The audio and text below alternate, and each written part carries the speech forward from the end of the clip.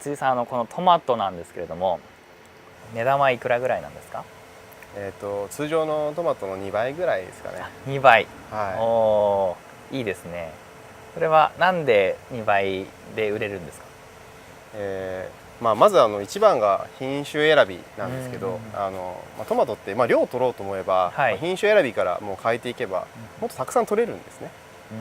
はい、なんですけど、そういうとこも絞ってなんですかね、お客さんにこう喜んでもらえるぐらいような品種を選んでるっていうところも一つで、あとは農業っていろんなこう流通の間に入る会社がたくさんあると思うんですけど、はい、なるべく直接お客さん取引をするようにして本当に一個人の人ともやるようにしてます。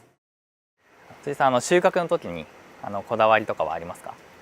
はい、一番美味しいタイミングで取りたいと思ってるんで、厳密に言うと野生の勘なんですけど、野生の勘なんですね。パッと見てもらって、はい、これとこれの違いって分かります？